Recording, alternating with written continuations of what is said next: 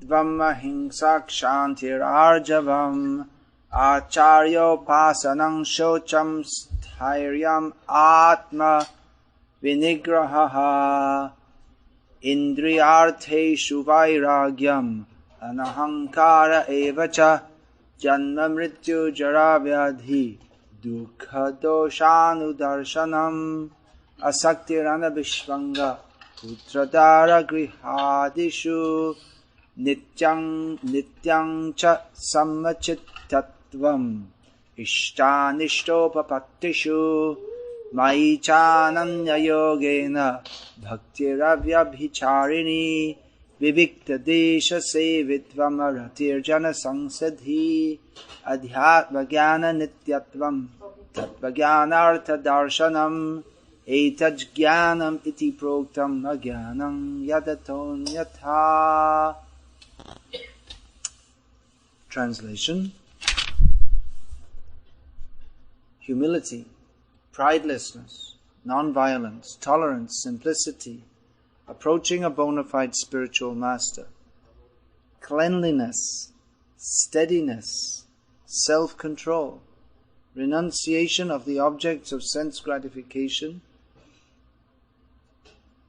absence of false ego, the perception of the evil of birth, death, old age and disease, detachment, freedom from entanglement with children, wife, home and the rest, even-mindedness amid pleasant and unpleasant events, constant and unalloyed devotion to me, aspiring to live in a solitary place, detachment from the general mass of people, accepting the importance of self-realization, and philosophical search for the absolute truth. All these I, Lord Krishna says, declare to be knowledge, and besides this, whatever there may be, is ignorance. A request for cell phones to be turned off, please.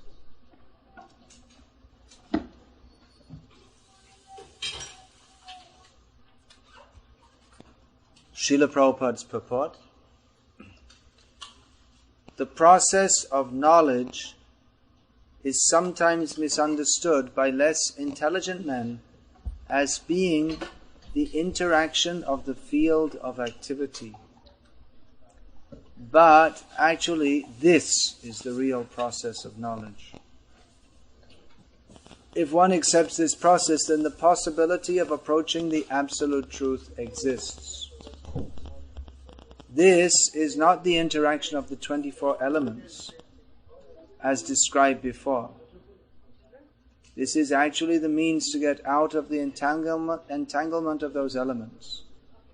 The embodied soul is entrapped by the body, which is a casing made of the 24 elements, and the process of knowledge, as described here, is the means to get out of it. Of all the descriptions of the process of knowledge, the most important point is described in the first line of the 11th verse. Mai chananya yogena bhaktir avyabhicharini. The process of knowledge terminates in unalloyed devotional service to the Lord. So, if one does not approach or is not able to approach the transcendental service of the Lord, then the other 19 items are of no particular value. But if one takes to devotional service in full Krishna consciousness, the other 19 items automatically develop within him. As stated in Srimad Bhagavatam, Yasya asti bhaktir bhagavatya kinchana sarvair gunais tatra samasate suraha. All the good qualities of knowledge develop in one who has attained the stage of devotional service. The principle of accepting a spiritual master, as mentioned in the 8th verse, is essential. Even for one who takes to devotional service, it is most important. Transcendental life begins when one accepts a bona fide spiritual master. The Supreme Personality of Godhead, Shri Krishna, clearly states here that this process of knowledge is the actual path. Anything speculated beyond that is nonsense. In this series of verses, the symptoms of knowledge are described. It's quite a long purport. I've only read the first paragraph because I particularly wanted to discuss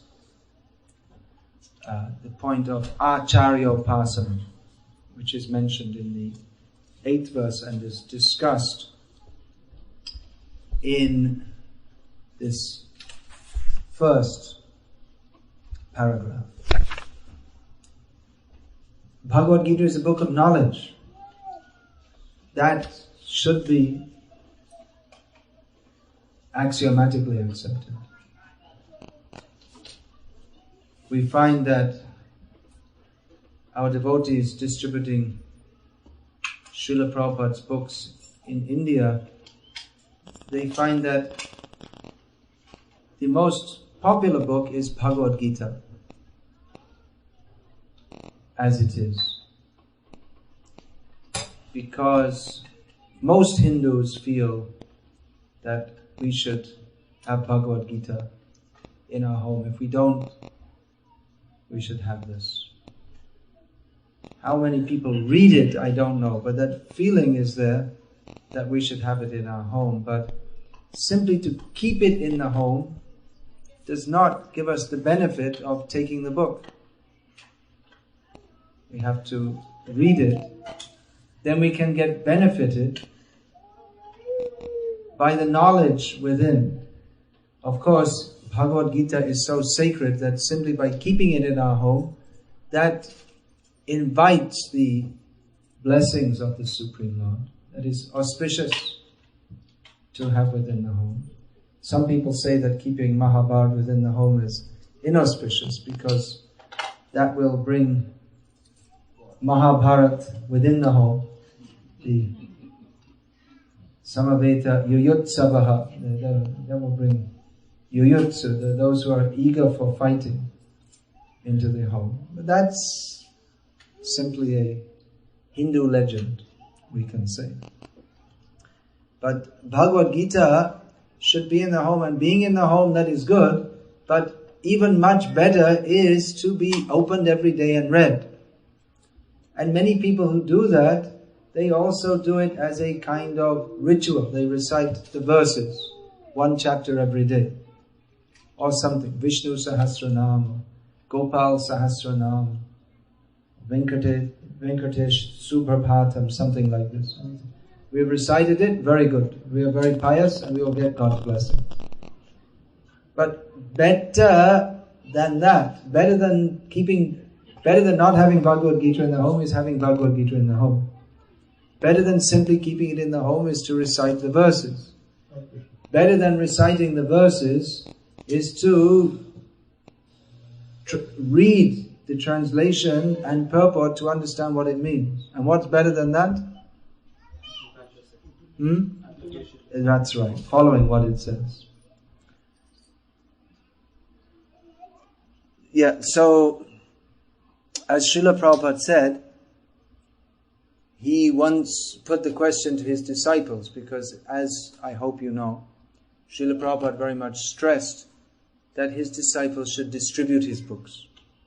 So one time he asked the devotees, a group of his disciples, then why are we stressing so much on this book distribution? Why? What is the reason? And then Prabhupada himself gave the answer, because we are giving knowledge to human society. Knowledge, the acquisition of knowledge, is the prerogative of human society. It is not possible in animal society to acquire transcendental knowledge. Srila Prabhupada several times gave the example that if we bring a group of dogs into the room and try to preach to them Bhagavad Gita, then they wouldn't get any actual benefit from that. Of course, hearing Bhagavad Gita is beneficial even if there's a dog present, but they can get some what is called agyata sukriti, some kind of piety that will help them in a future life.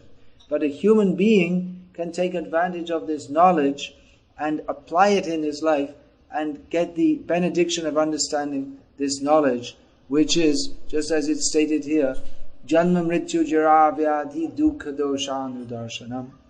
One should perceive, one item of knowledge is to perceive that birth, death, old age and disease are miserable, and therefore a human being on the basis of this knowledge can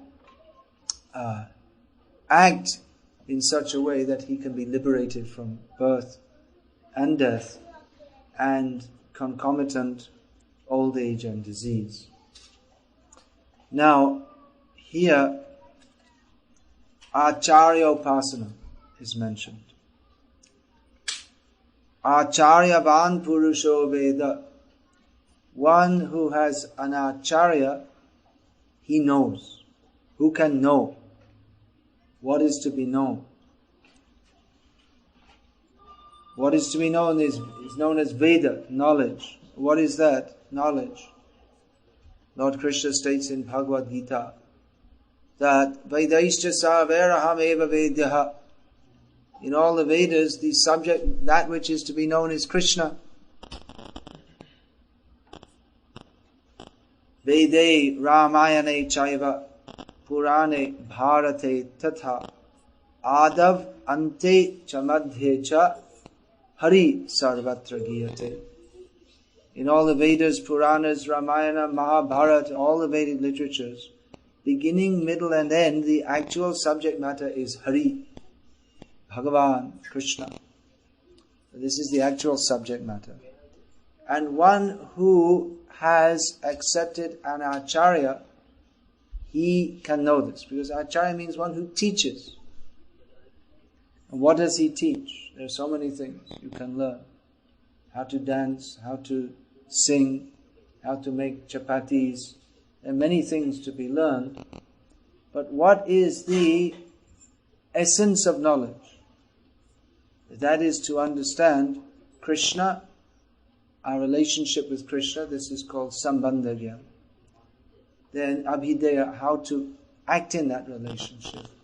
And Prayojan, what is our ultimate necessity of serving the Supreme Lord eternally in His eternal Dham, Golok Vrindavan. So this knowledge is to be imparted by an Acharya. Without accepting an Acharya, no one can understand Krishna. It's not possible. But one has to know who is the actual Acharya. There are many gurus. Guravo Bahava Santi. Shishya Vittapaharaka. Durlabam Sadguru Devi. Shishya Kleshopakaraka. As Lord Shiva told his wife, Devi, that there are many gurus who are very expert at taking away their disciples' money. But rare is the actual guru who takes away the miseries of the disciple. So, actual guru is he who, as Lord Krishna states in Bhagavad Gita, is Tattvadarshi. One who has seen the truth, who knows how to guide properly. Otherwise, we are in the Andha Parampara. Andharya, what is that? Andhaya Tanda Upaniyamanas. The blind following the blind. So we need to go to one who is Tattvadarshi. Tattvadarshi means one who sees the truth, who knows the truth. And what is that truth? Vedaischa Saverahameva Vedyaha. Could we leave this till later? Now please I know you want to be hospitable, but let everyone concentrate on hearing them. That's better. Hospitality later, please.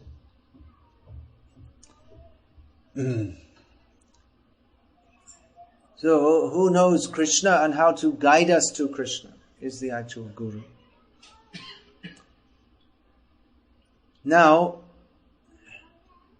we are all very fortunate here. I suppose you're all followers directly or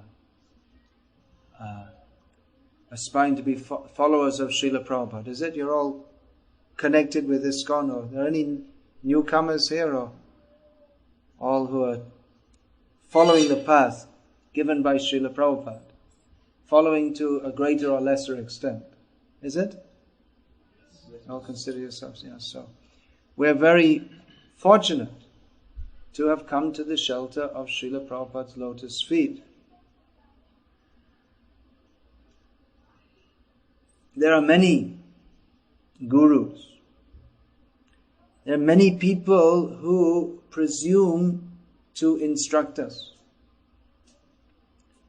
In India there are so many gurus. And in the Western world also, there are many people who presume to instruct us. In traditional Indian society, if one was feeling some uncertainty or doubt, one would approach Guru.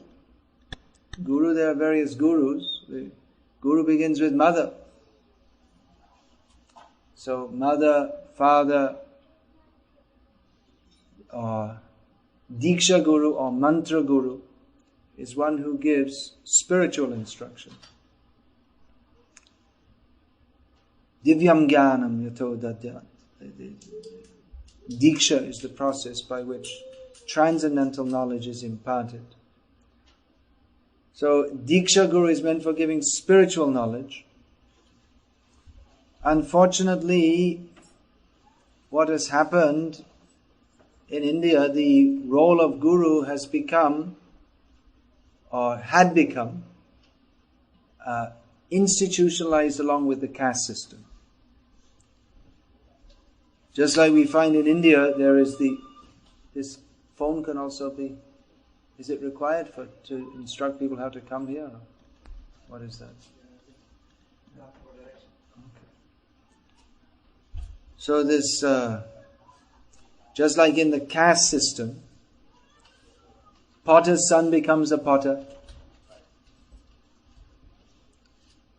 A goldsmith, Soni, his son becomes another goldsmith.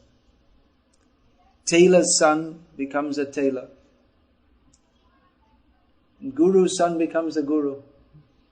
That was the system. Kula Guru. And he has his fixed up clientele. That the Guru's disciple's son becomes the disciple of the Guru's son. This is called Bindu Parampara or Shukra Parampara. And it is subject to degradation. Because Guru is meant for imparting spiritual knowledge. And the disciple offers gifts to the Brahmanas and Gurus so that they can, without having to go to work or do anything else, they can dedicate their lives to patan, yajan.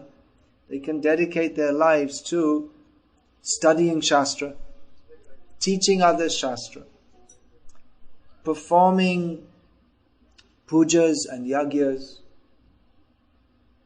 themselves and for others also. So, and also the Brahmanas' functions, pratigraha, they would accept gifts to purify others actually. And they didn't want to collect more than needed, so if they had more, then they would also give that away. So But this system is subject to being misused, because it's a very nice life. You don't have to do any work, and people respect you and give you money. Of course, you're supposed to give you all your necessities. Of course, the brahmanas are supposed to be detached, but and to actually know Shastra. But in course of time, with the progress of Kali Yuga, it became very easy for the Brahmana caste to simply claim superiority over others on the basis of birth, which is not the main criteria. Generally, a Brahmana's son will become a Brahmana. But Prabhupada often gave the example that a doctor's son has a better chance to become a doctor than others, but he still has to be trained and competent. Otherwise, someone says, I have to have brain surgery, and they say, well, that'll be $250,000. I don't have that much money. Well, someone says, well, I'll do it for you for only $2,000. You can do brain surgery. Well, my father was a brain surgeon. What about you? It's not that difficult. You just cut open someone's head and fiddle around a little bit. I saw my father do it so many times. It's not difficult. Anyone can do it. I mean, my father's a brain surgeon. Why do you doubt? I'm so famous brain surgeon. So we wouldn't even by saving $248,000, we wouldn't want an amateur to tinker around with our brains, even if he's the son of a famous brain surgeon. But it became that we were able to accept or prepared to accept someone who's not properly trained to be an imparter of spiritual knowledge, and we tend to accept that that tendency was there. Who was born the son of a Brahmin, specifically those from the guru castes. Not every Brahmin's guru. That's the best. That's the plum job. There's also cooking Brahmins. They have to work hard. And Pujari Brahmins, priest Brahmins, astrologers, and all this kind of thing. So the post, it became a post, a social institution, that you invite the guru to your home. He comes once a year. He blesses it. You feed him, you touch his feet, you give a donation.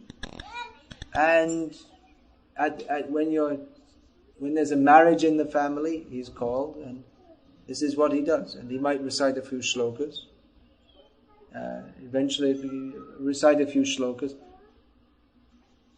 I remember once in Visakhapatnam, I think it was, there was one young man, Brahmana, reciting so many shlokas, and I couldn't catch. I said, what was that you were reciting? What does that mean? He said, I don't know. I just, my father taught me to recite. I know what it means. He has, like, as if it was an absurd question. Why should I know what it means? You ring the bell and pass out the plate. So, just as a religious function, no spiritual benefit. But this kind of Kula Guru doesn't have much influence in India today. Any of our Indian friends here were initiated by Kula Gurus? In the Brahmin caste still the Upanayanam goes on. Father will do that. But that's also meaningless. In most cases. They do it as a social function, that's all. The Upanayanam means they should go that should be done at a young age. Nowadays they mostly do along with the marriage to save expenses. When they're already too old. Manu says that if a boy over 12 years old, if he's not given Upanayanam, then he's finished, no hope. Then he's just a Shudra, that's all. But they get married at about the age of 99 because they have to Well, not that old, usually about 30, 32, isn't it? Because they have to go to college, get their PhD, then go to America and earn lots of money, and then only they can get married to their wife, who's also half dead at the time. So they do the Upanayanam all at once to save money, because it's expensive. They do it, they club it together with the marriage. And this is all meaningless. It should be done at a young age, and then the boy should go in the Gurukul to study Veda. They're not studying Veda, they don't know. Rare to find any boys who are trained in Vedas. There are some still. So nowadays, what's going on in India, gurus, they're a bunch of cheaters. They're all different kinds. There's very popular someone who he has a long flowing beard and very nice, and smiles, and all the well-placed young executives go to him, and he says, I'm not actually anyone's guru, but still they observe Guru Purnima. He has something which I call the art of going to hell very easily by following him. Just nothing there, no substance, nothing at all. And we have so many self-made gurus. So they get some rich disciples, and they're good at telling some stories, and the rich disciples promote them, and they become famous. I was talking just the other day, I was mentioning the name of one very famous guru in India, has a daily TV show. And she left India about 12 years ago, I guess. Maybe, about that. 10 years ago. She never heard of him. Everyone in India heard of him. And why she hadn't heard of him? Because he's just come up with the TV promotion and all this kind of thing. So, Hinduism, as Srila Prabhupada said, is a hodgepodge of ideas, mostly under the influence of Mayavad. But in Hinduism, in what we can generally call Hinduism, it's difficult to define exactly what Hinduism means. Pandit Nehru said he defined a Hindu as the inhabitants of India who are not Muslim, Sikh, Christian, Parsi, Buddhist or Jain.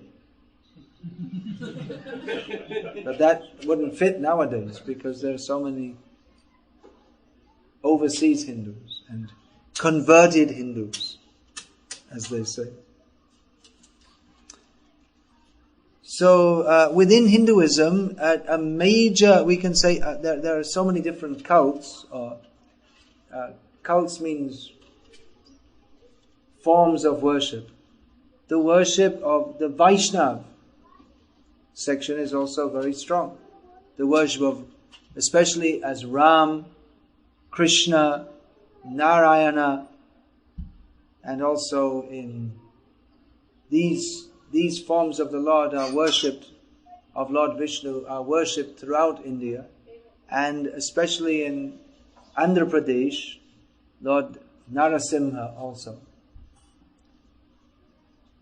So that's one that we can say Vaishnavism is one of the main strains or cultures within Hinduism, although it all tends to merge, just like you'll find Vishnu temple and then side by side is, or in the same building as Shiva temple and all the gods. So Shaivism is also throughout India. Shakta Dharma, worship of Shakti, Durga Devi in her various forms. That's very widespread. And Ganesh worship throughout everyone, and especially in Maharashtra. The Ganesh worship is going on. And so many other gods. So many things. In Tulunadu especially, the southwest Karnataka, Tulunadu, not Tamil Nadu, Tulunadu, that's southwest Karnataka. The worship of snake, Naga puja is particularly strong there. So in Hindu there are so many different things, but Vaishnavism is we can say a major part of the Hindu culture. Now we're not talking about, ontologically, Vaishnavism means Jaiva Dharma, or the Dharma of the Jiva. Every Jiva is part and parcel of Krishna. Mamai Vangsho Jiva Loke, Jiva Bhuta Sanatanaha. But from the cultural or anthropological point of view, Vaishnavism can be considered part of, or a major part of the Hindu religion. And so, many persons who take to Krishna consciousness through ISKCON today, they have a background. Every Hindu knows, at least they've heard of Krishna. Although actually, one godbrother told me he met a young man in Bombay Hindu, he told me I'm a Hindu, and he never heard of Krishna, he said. It's a little difficult to believe, but it's not impossible. Or even they may have heard, but they really don't know anything. And if they know anything, it's most likely from Mahabharat TV serial. And that's about all. So, anyway, many people in India have some idea about Krishna, to a greater or lesser extent. Most Hindus, even today, would you say that they know that Krishna is the speaker of the Bhagavad Gita? Probably. Probably in Bombay University they don't know, but the kids there. But most, some idea is there. Something is there. And many are still following quite strongly. Just like in Bombay every day, the people come on the local trains from Karjat and so many outlying places, and they do kirtan on the train because they have a long journey. And still that's going on. You can hear that. And so many, in Maharashtra, the Dindi, and in Bengal there are so many kirtan sampradayas, and Ram Navami is still a major, Janmashtami, these are all still major festivals. So Krishna consciousness is there in Hindu culture, we can say. It's a major part. Most people have some idea, and some more idea. And there are many misconceptions also. Just like in Bengal and Orissa, many people even now love to do kirtan and chant the Hare Krishna mantra and some other concocted mantras also, which have the names of Nitai Gaur and Radhe Shyam, for instance. But they also eat fish, which always struck me as very strange, how people who are supposed to be followers of Chaitanya Mahaprabhu eat fish. But there you are, it's a common part of the Vaishnav culture, supposed Vaishnav culture in Bengal and Orissa. And then in Gujarat we have a sampradaya who are quite prominent, who claim to be Vaishnavas,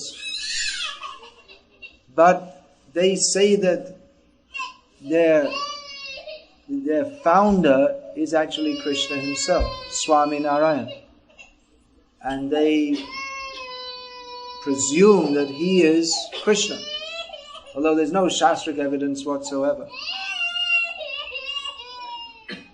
I asked one of them once, what's the Shastric evidence? And he said that the word Sahajanand, Swami Narayan's original name, Sahajanand, well, this word Sahajanand appears in one of the Puranas.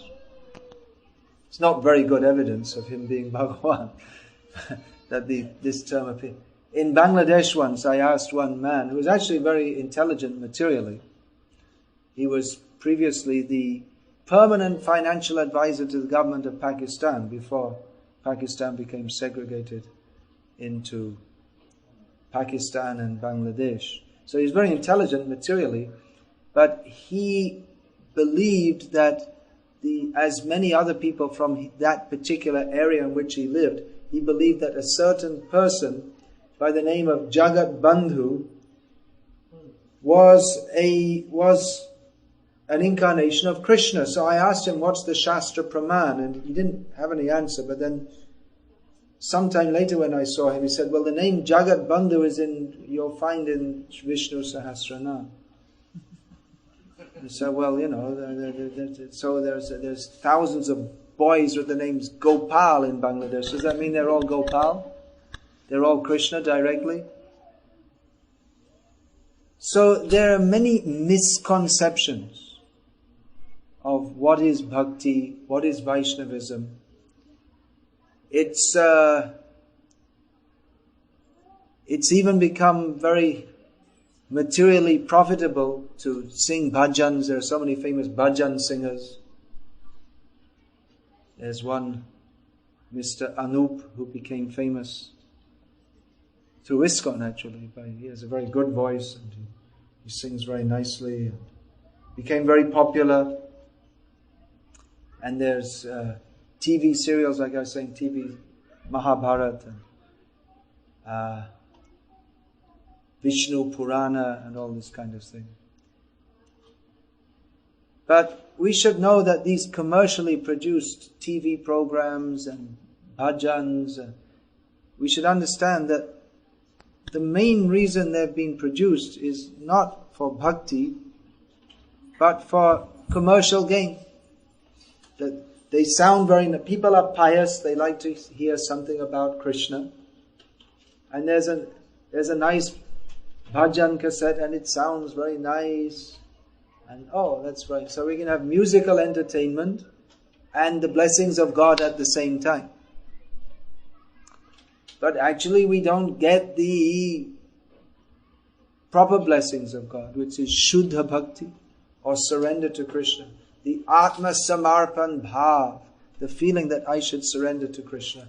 We can never, even in 1,000,000 years, get from hearing such a bhajan cassette. Because the person, they may be singing, Hey Bhagavan, Aapke Charan mein Atma Samarpan Karta Hu, or something like this. But they're actually thinking, well, I should make a good profit out of this. I'll become famous and rich. So, if the motive is not to surrender to Krishna, then however sweet it may sound, we'll never get Krishna. Because Krishna is not manifest through such persons. Or we may go to some temple of some upper sampradaya, like the wrong sampradaya. It's a very beautiful temple, but the wrong, nice building, but wrong idea. And therefore, even though it may seem very nice, and even the people may be very saintly in their behavior, very moral and very nicely behaved, but if they do not understand who is Krishna through the parampara system, if they are not tattvadarshi, if they have not seen the truth, if they do not understand Bhagavad Gita as it is, and if they're not tattvadarshi, then they're also andha, blind. So again it becomes andha parampara nyaya. And the principle of following a blind parampara. Now, mostly people have millions of misunderstandings about what spiritual life is. And generally they think that sadhu means one who's very nice, smiles a lot, gives blessings, and if he can sing very nicely with a harmonium, that's also very good. Many people were surprised and even many protested to Srila Prabhupada that why are you so nasty and strong? Because Prabhupada would regularly preach or state that most people in the modern age are simply like hogs, dogs, camels and asses. And people would become offended.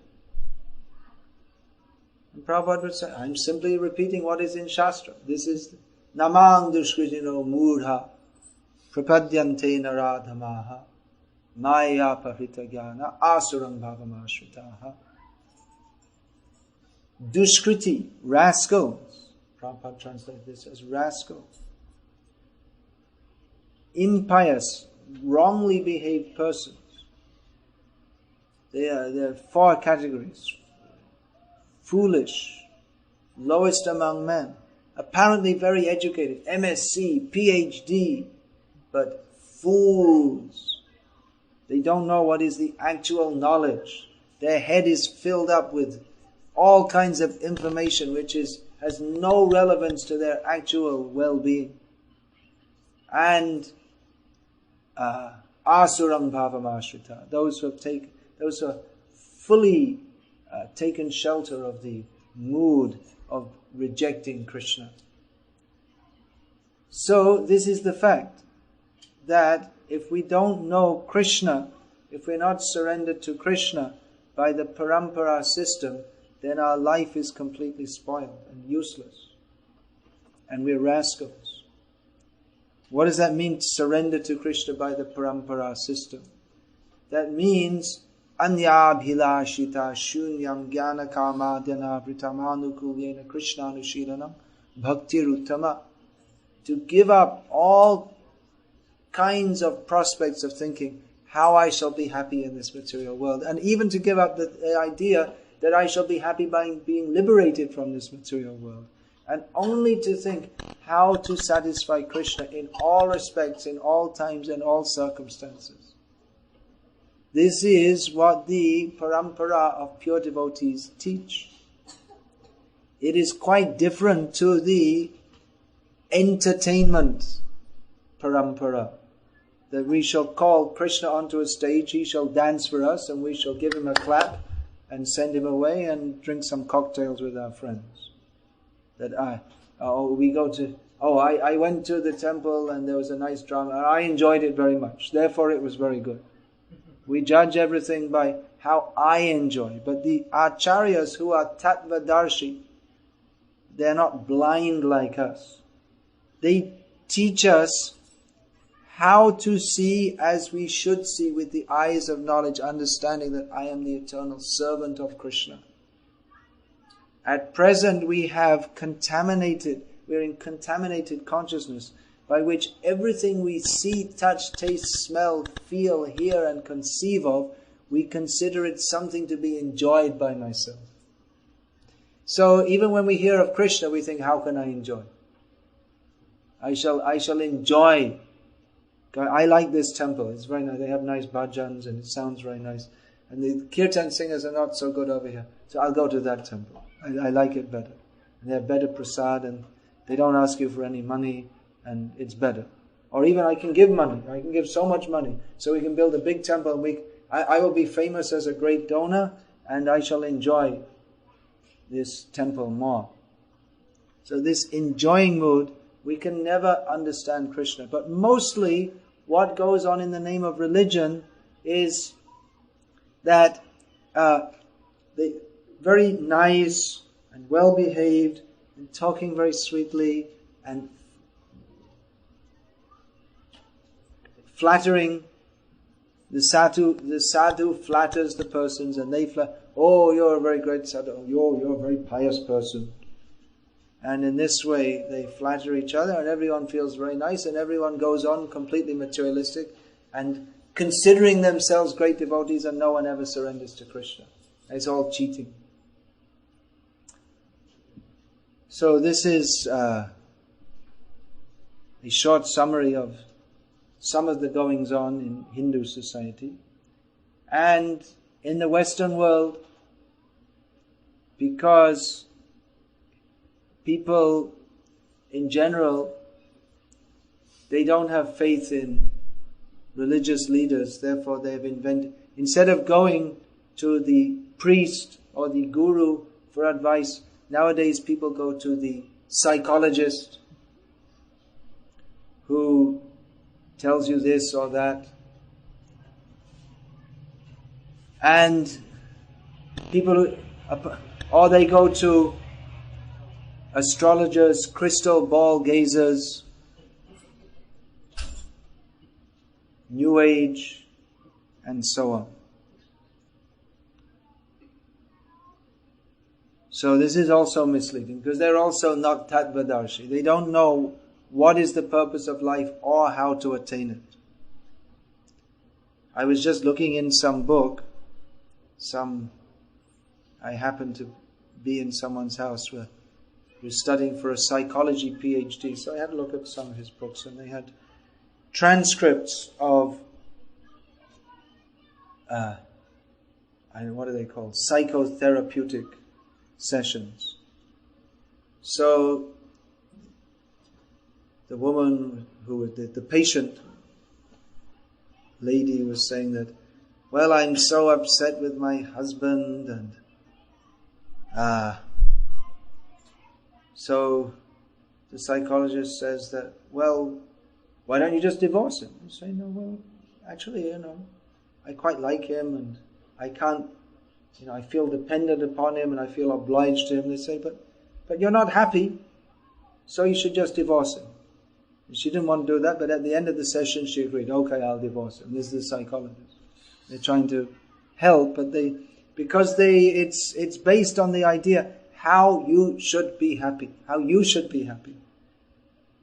That never mind your children and husband and social duty, that you should be happy. So if you feel more happy, that you should do whatever is required to be happy. And no reference to Shastra. What a Shastra, they don't have any knowledge of or interest in or faith in Shastra.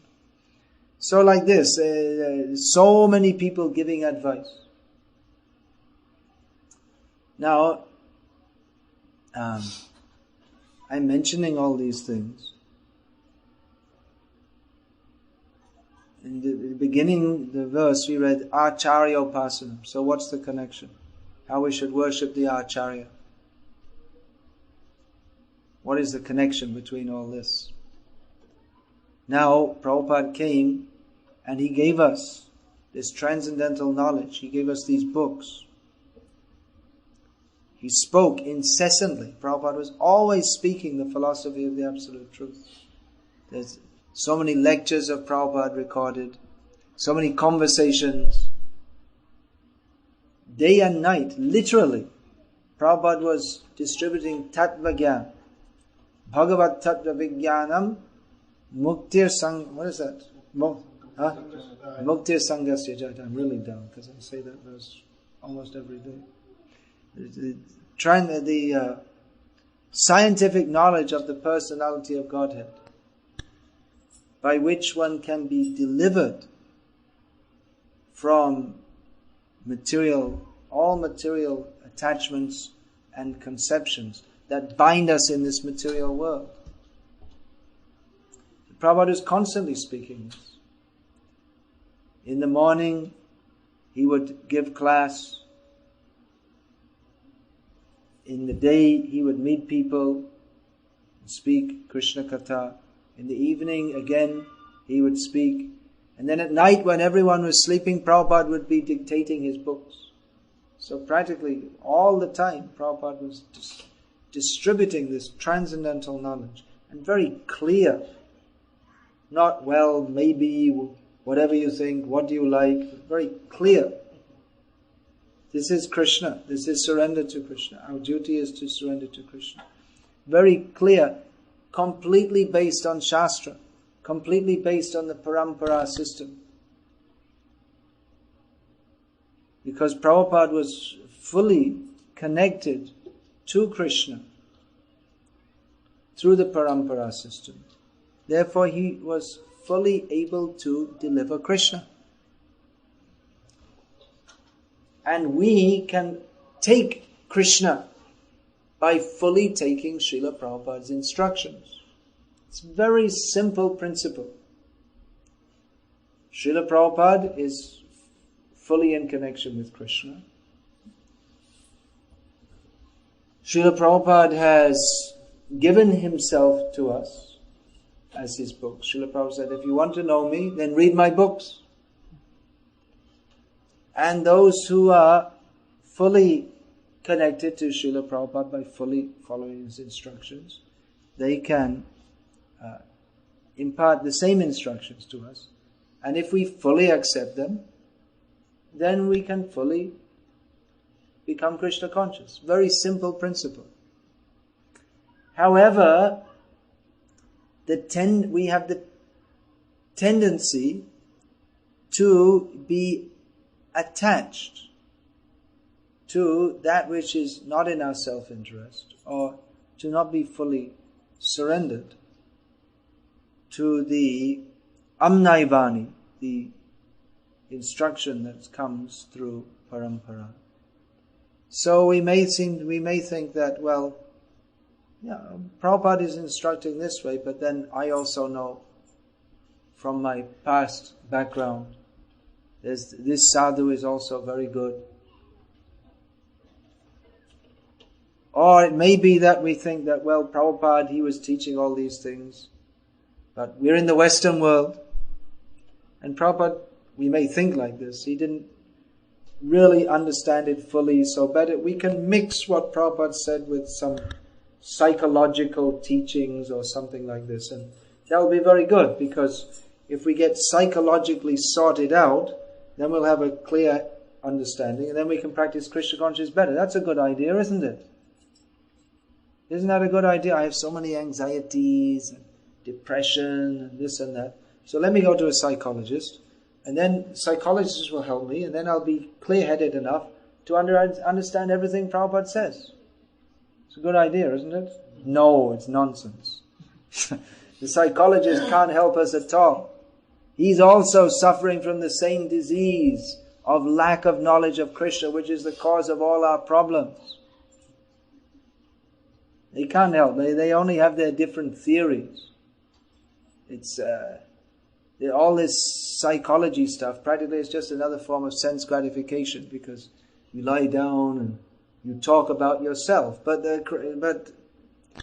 purification, by which we get free from all psychological problems, is effected not by thinking about ourselves, but by hearing and chanting about Krishna. And the more we talk about ourselves, considering how I should be happy, not in relationship to Krishna, the more contaminated we become. So, it's another anartha, or another obstacle on the path of Krishna consciousness, to think that I need to do anything else but follow the process of Krishna consciousness as delivered by Prabhupada through the parampara system. I need to do this, then I can become a better devotee. It's simply a call of Maya, that instead of being surrendered to instead of following the system of Acarya Upasanam, then we think, well, I know better than the Acharya, or our Western civilization, we know better, or Prabhupada, he was teaching like that, but we also know so many things. Now, actually, it may be true in many ways that those who come from, they're coming from a Hindu background, they may know so many things about Krishna, and many of the things are very good also. Just like I was saying, in Maharashtra, there's so many people, they like to do kirtan. That's very good. We're not saying it's bad. We're not saying that but if we learn from the bona fide Acharya, then we can know what to accept and what not to accept from the Hindu culture. Just like so many people who perform kirtan, they come in the train and they perform kirtan. That's very good. But they also drink tea. Now, drinking tea certainly isn't as serious an anartha or unwanted activity as eating beef. But it's still an anartha, it's still an obstacle on the path of bhakti. It's a material attachment. And those who are followers of an actual acharya, they cannot be tea drinkers or coffee drinkers or even garlic eaters or onion eaters or even vegetarians without offering their food to Krishna. One who's actually following the Acharya, he cannot even go to the store and buy a loaf of bread because they can't be offered to Krishna. I mean, you can theoretically offer it to Krishna, but Krishna, he doesn't like to take. Krishna likes to take that which is cooked and offered with love by his devotees. So to follow the Acharya means a high standard of commitment, but that standard of commitment is that which is required to go to Krishna. Therefore, those who desire to go to Krishna will follow that. It's easier to not follow the Acharya, but that take it easy means we have to take it easy, or not very easy, in 8,400,000 species of life. Whereas if we follow the Acharya, then we get free from birth and death. Little difficulty requires to be taken. Actually not very difficult. But because in Kali Yuga we're so poor in any austerity, we think that, I can't eat bread from the stove. It's too much. And so for a little attachment, to a little comfort or easiness, then we place obstacles on the path of our advancement in Krishna consciousness. Or if we think that, I worship Krishna mostly, but also a little bit Shiva and Durga because we need some material benedictions from them. But that's also an obstacle on the path of Shuddha Bhakti. Anya Deva Shrainai Tomare Kahinu Bhai E Bhakti Paramakara Narottam Das. Prabhupada quoted so many times that not the determination not to worship demigods, to take shelter of Krishna only, this is the prime cause of this helps us to enter into pure devotional service. So we have to understand, Prabhupada has explained very clearly in his books, what is the process of pure devotional service. His books means he translated the Shastras. He didn't invent anything. But he gave the books, Bhagavad Gita as it is, Srimad Bhagavatam, everything is explained very clearly, and to elucidate these topics and make it absolutely clear for us, Prabhupada has given us his Bhaktivedanta purports. So everything is very clear and straightforward. What we have to do to become pure devotees of Krishna, which is the only goal of life. Anything else is ephemeral. Means here today, gone tomorrow. The only real necessity of every living being is to develop pure love of Krishna. So this Acharya Upasanam, this is required in our Vaishnava society, in our ISKCON society. We're seeing the tendencies to mix up what Prabhupada has given us with what we have received and are receiving through the broader culture in which we are raised. Now, it may be that some things may be adopted, just like, for instance, there are, last night we were at the program, there's some young men from Sri Vaishnava background. So that culture is very good. Very good culture, if one is raised in that. So it's not that one has to reject all of that. That's very nice. That's very good. But at the same time, we can understand that it's not possible to follow all those things in the modern age. Therefore, without rejecting whatever proper things we may have received in there, because unfortunately, most Sri Vaishnavas nowadays are quite off the mark. Many of them are worshipping some Sai Baba or Kalki avatar, really nonsense. Horrible to see. They're coming in such good families and how they've become distracted All their great forefathers, how distressed they must be to see their descendants worshipping these colossal cheetahs, demons posing as incarnations of God. So, but if one has received this, something good, then take it, yes, don't reject. But add this chanting of Hare Krishna, which is a practical method of reviving our God realization in this age. So even many things are there, what we may call Hindu values or basic human values. Whatever is good, that should be adopted, but we should know what to adopt and what not to adopt on the basis of what Prabhupada has given us. We shouldn't think that, as is sometimes mentioned, that, well, Prabhupada said that, but now we have to adopt something else, because Prabhupada very clearly said that his books are the law books for the next 10,000 years. Prabhupada wanted that, or foresaw that Vaishnava society would be guided by his instructions. So it's not that Prabhupada is just one guru and there are so many gurus and you can take Prabhupada and just mix it up with this or that.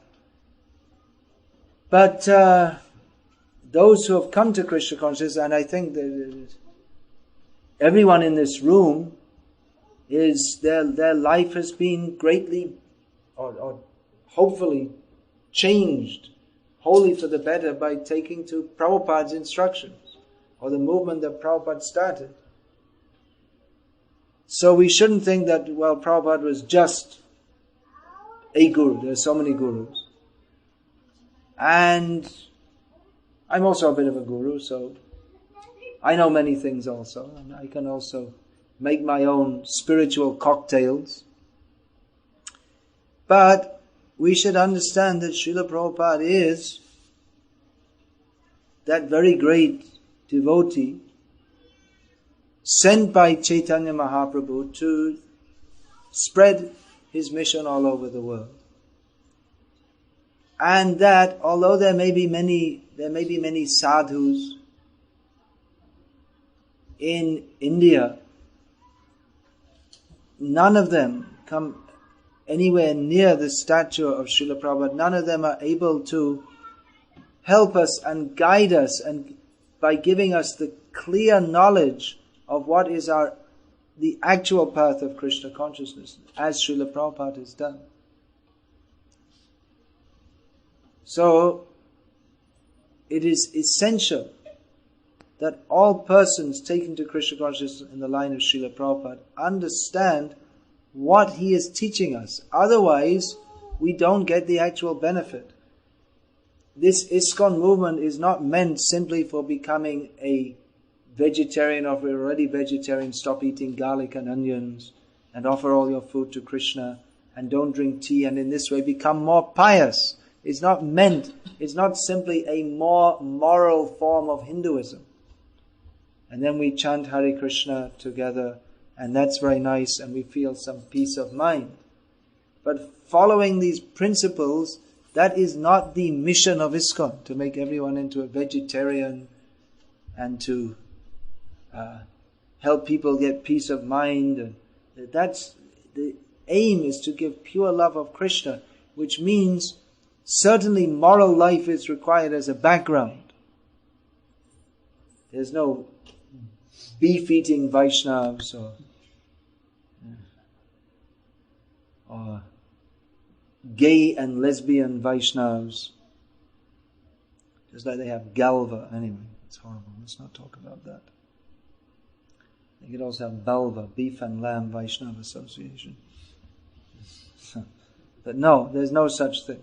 So basic moral life is there, but that is not the aim in itself of this movement. Prabhupada didn't come to this world to teach everyone, be a vegetarian. Sometimes we see bumper stickers, chant Hare Krishna and be a vegetarian. But if we're actually chanting Hare Krishna, then automatically one is more than a vegetarian. If you're actually chanting Hare Krishna, then we'll be taking only food offered to Krishna, which is not only vegetarian, but that's, if it's offered with love and devotion for the satisfaction of Krishna, then we can take Krishna's prasad, remnants. So to understand all these points, what did Srila Prabhupada actually come to give? He came to give the path of pure love of Krishna, which is beyond all mundane conceptions, including Krishna consciousness as conceived of as a cultural expression of Hinduism, mundane religion. We worship Krishna and Krishna blesses us and we have a nice family life and we like to hear about Krishna and this is Krishna consciousness. Alright, that's good. But more than that is to understand that yes, by the grace of Krishna, we can have peaceful family life with Krishna in the center. But that also is not the goal. We have to understand that we have to leave this body. So actual nice family life is to train all the family members that our eternal relationship is there as servants of Krishna. In an actual Vaishnava family, who is that? One of the disciples of Bhaktisiddhanta Saraswati Thakur, one of the leading disciples. He took to Krishna consciousness under the direction of Srila Bhaktisiddhanta Saraswati Thakur. Very rigidly. Bhaktisiddhanta Saraswati Thakur's order was that those householder disciples living in any town where there's a mutt, then in the evening they come to the temple, to the mutt, and engage in full Shravanam Kirtanam, and only when the temple is closed in the evening, then they go home. So that they would have a full program of Krishna consciousness. So this disciple, apart from working all day as a professor, he would come in the evening, engage in all the mat activities of hearing and chanting, hearing the lecture, joining in the kirtan. Then he would do seva, cleaning and all this kind of thing. Well, actually he was mostly doing writing and proofreading. And then, because he had a vow to chant 64 rounds a day, he would chant until very late at night and then come home after midnight. So his family hardly saw him, they weren't very happy. But he thought, now I have my duty to my Guru Maharaj. So his family members, they weren't very happy. But eventually they all became convinced also. And they also took initiation from Bhaktisiddhanta Saraswati Thakur. At which point he stopped treating his sons as sons, and he also called them Prabhu, because he thought, now they're my godbrothers. He thought that our eternal relationship is at the shelter of our Guru Maharaj's lotus feet. So I should treat them like that. That's a very advanced outlook, isn't it? So we may not exactly, well, especially if the sons are grown up, that may be more possible. If you have young children, you have to train them. But the attitude cultivated within the home, manasa deho geho jo kitchuma apilun tua pade nanda kisha, that everything in the home, our mind, our bodies, our homes, everything, is only meant for the service of Krishna. Not that we keep Krishna in one corner or in one small room in one corner, and then the main room there's a huge TV screen and we sit and watch various things on TV. Even it might be the Vishnu Purana from the TV, but sense gratification. It's made as a kind of semi-religious sense gratification, which people like to watch and they become somewhat religious. But again, by watching this for millions of years, no one will ever get the idea that they should surrender to Krishna, because the person who's making it and the people acting in it, they're not at all surrendered to Krishna. So, to be a Vaishnav means to, what does a Vaishnav mean? What do we think? It should be that serving Krishna is the main goal of our life. Should we say that's a Vaishnav? Is that a good definition? Serving Krishna is the main goal of our life? You all accept that? No. That's wrong. Serving Krishna is the only goal of our life. If you say the main goal of our life, that means we have other goals. But that's not Ananya Bhakti. That's not surrender to Krishna. Now, within serving Krishna, we may have sub-goals. We may pursue various goals, just like in family life. We have to think, children's education, this, that, and the other. But that should all be, all these endeavors, career, all this kind of thing, should be subordinated to the principle of how we have to serve Krishna. Just like, for instance, this is one example. There are many, many examples. One devotee was asking me that he could get a job in some place, I never heard of it, some island off the coast of South America. And he's by profession a goldsmith, so he could get a job there. And he would earn a lot more money than he's presently earning living in Gujarat. So he asked me, should I go? I said, are there any devotees there? Is there any devotee association? He said, no. I said, don't go, stay. Because what's the use of going there and earning more money and forgetting Krishna by not having any association? So he agreed. He gave up the prospect of worldly success to further his prospects of spiritual success.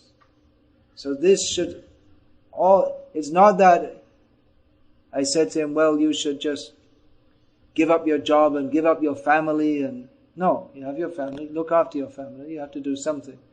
But even though you could provide more material goods for your family by going to South America or wherever it is, somewhere. But there's no use to doing that if in doing so you run the grave risk of losing your Krishna consciousness.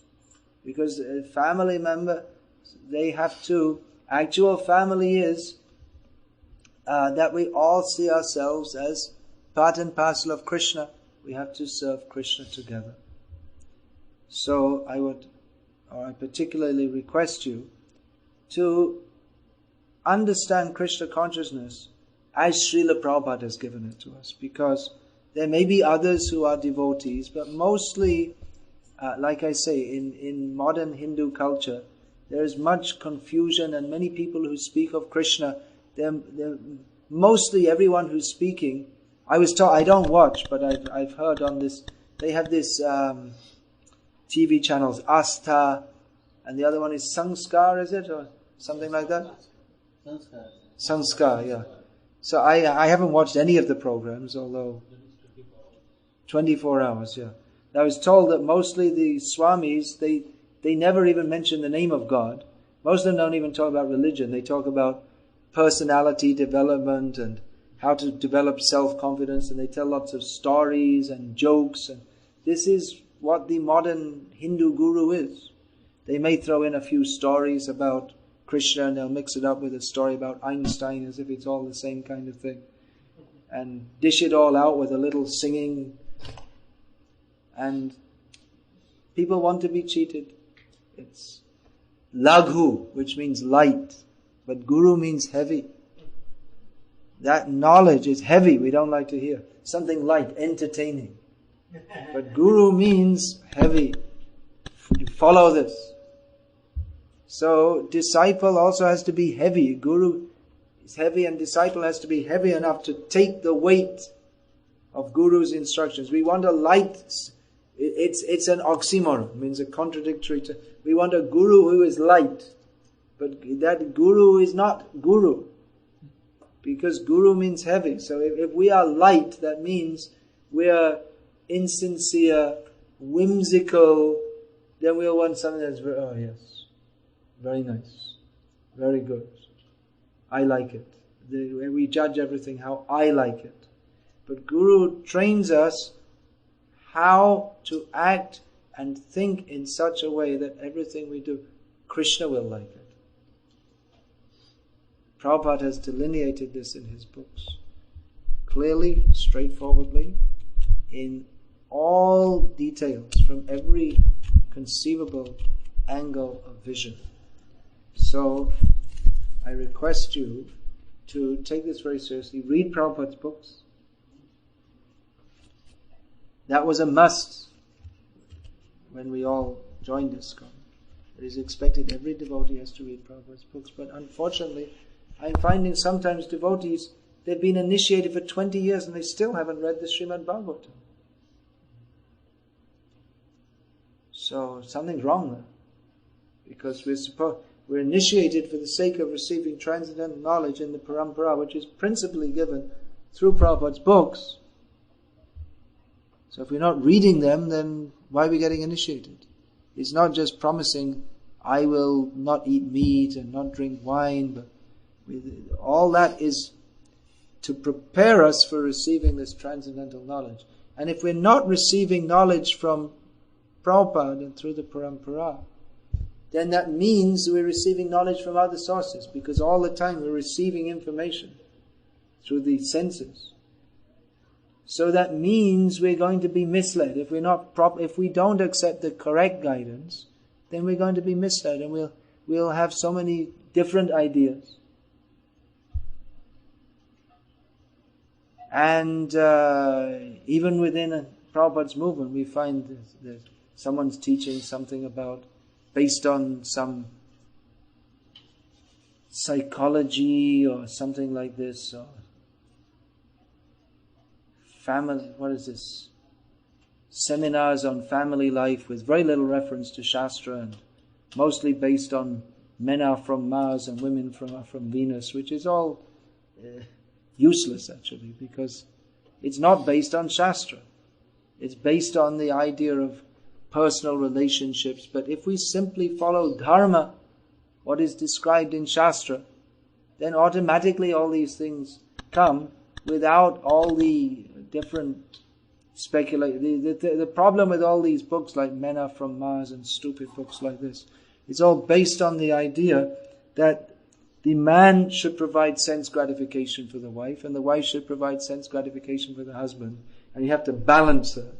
This is what they call love. And that's why there are so many divorces, because marriage is entered into for sense gratification. Whereas in Vedic culture, it is entered into or in any human culture, it's entered into as a religious process for purification. That man and wife enter into married life for the sake of helping each other. That's why we say, Sahadharmini. What is the meaning of that? It means who together, the wife together with the husband, practices dharma. Not Sahabhogini. Not meant for that. Sahabhoga vilasini. No, it's not meant for that. Sahadharmini.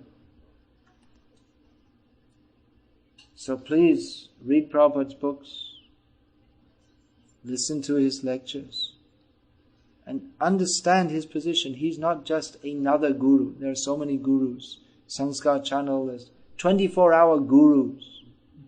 All laghu, halka. Nothing. They have nothing of any value to give. They're all simply self-promoting. Just see the difference between Prabhupada. And so many gurus came to the West and attempted to make themselves famous, isn't it? But Prabhupada made Krishna famous all over the world. That is the difference. Prabhupada was promoting Krishna.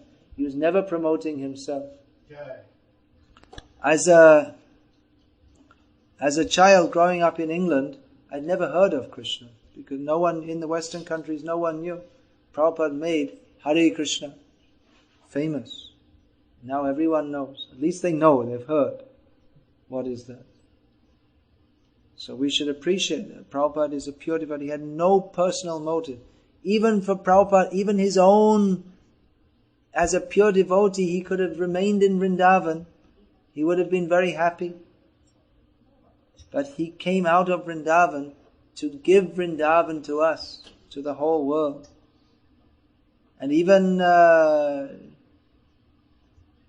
Hindu culture actually at that time was going down more and more. I remember traveling as a young brahmachari in India in the 1970s.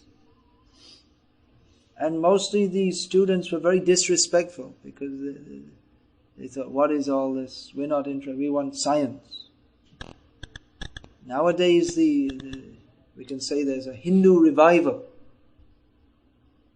But that has come because the Hindus they've gained faith in their own culture, seeing how seriously the followers of Srila Prabhupada are practicing Krishna Bhakti. Then they gain faith that these people are so serious. They're taking it up so seriously. So we're all here by Prabhupada's mercy, actually. Is it or is it not? Yes. So we should take that mercy. Prabhupada has given it. He worked so hard, even after all day preaching. At night he would go on preaching, giving these books. So let us take the mercy of Prabhupada, which he's left behind in the form of these books, and read them again and again, and follow them. That is my request to you and to all the members of our Krishna Conscious Movement. Let us stick very focusedly on the principle of pure devotional service. That is the essence, that is the sweet nectar, that is the actual nectar for which we are always anxious.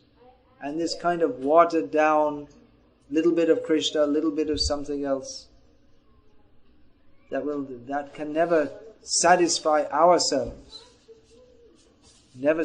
Certainly cannot satisfy Krishna. And if Krishna is not satisfied, then we ourselves will not be satisfied. So if we actually want our own self-interest, then we must surrender to Krishna. And Prabhupada has given us that process so easily, actually. There's nothing very difficult to follow. We just have to be a little strict, a little serious, take it very seriously, and we can get the full mercy of Srila Prabhupada, become pure devotees, and go to that place from whence he has come to take us back to mainly Golok Vrindavan, the land of pure devotional service to Krishna. Hare Krishna. So any question, comment, or protest, please say it now. And maybe protest sometimes. If you have some objection, we're also willing to consider that. Yeah. Maharaj, you mentioned Prabhupada, he came to give Krishna consciousness as a cultural movement, as a cultural revolution.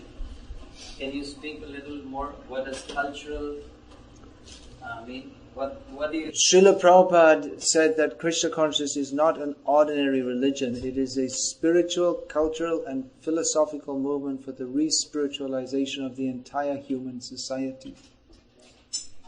Culture encompasses all activities of human society and the individuals within it. Not only the activities, but culture is based on a mindset or a philosophical understanding, just like the modern Western culture is based on it's not a rigidly defined philosophy, but it's based on the idea that we should all enjoy ourselves as much as possible. So Western culture is the culture for going to hell. And the Vedic culture is based on the understanding that death is not the end. That we get what we do in this life makes our future.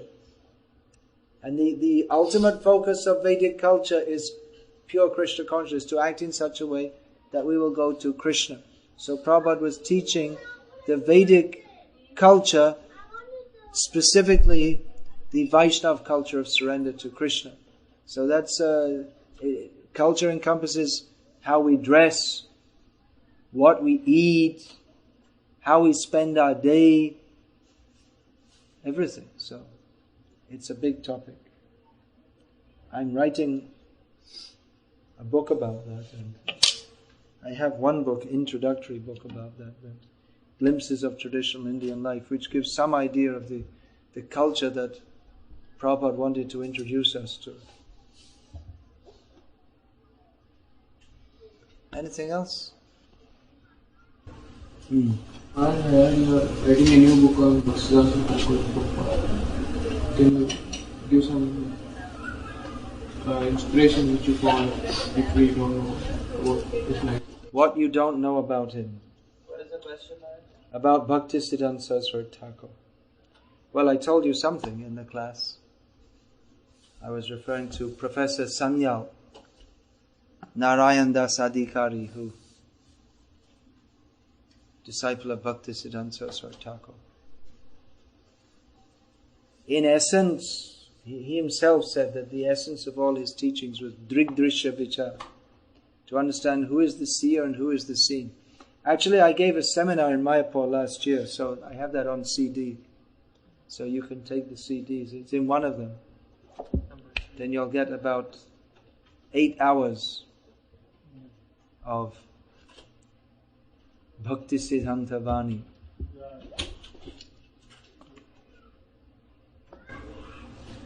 Or if you have a few minutes, since you talked about so much about Vaishnavas, maybe a little bit more glimpse about how Bhaktisiddhanta Prabhupada had this wonderful discussion about Brahmanas and Vaishnavas. Brahmanas and Vaishnavas.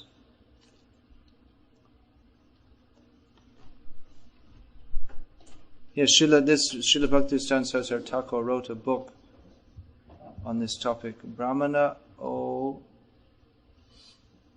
Vaishnava Vishaya. I can't remember the full name. Taratamya, something like this. Yeah, that was a major point of contention in Hindu society at the time. Not so much nowadays. To a large extent, it's become accepted in Hindu society that even Westerners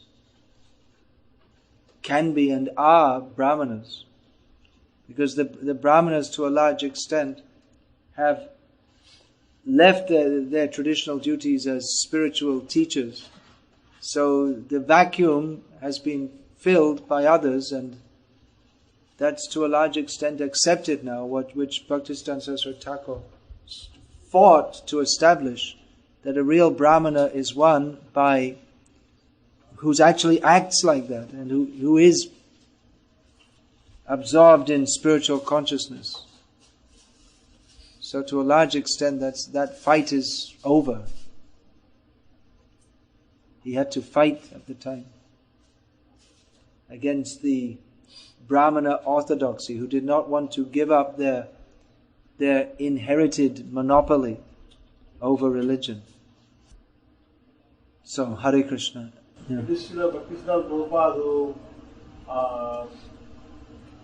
took the initiative of giving Diksha, Brahman Diksha, based on the qualities. He was the main... He established, or he fought to himself and others also, but himself in the vanguard, established that anyone, or a Vaishnav, must be accepted as a Brahmana by his qualities. He wasn't the first to do this, but he made it, in that age he was the one who was making a very strong case for this, for which he came up against much opposition. Attempts to kill him, Being an Acharya isn't such an easy thing. It's not a matter of just going around and getting fed and giving blessings. But actual Acharya has to speak the truth. Even others want to kill him for doing so. We see that also. Ramanujacharya, same thing. They wanted to kill him. Not Muslims, Hindus. The Shaiva king wanted to kill him, and so they caught his cousin. They didn't kill him, they took his eyes out to punish him for not accepting Shiva as supreme. And Kuresh, he said, thank you very much. Now I don't have to see you anymore. My eyes have become so sinful by seeing you. So thank you for taking my eyes out. So you like to speak about the books?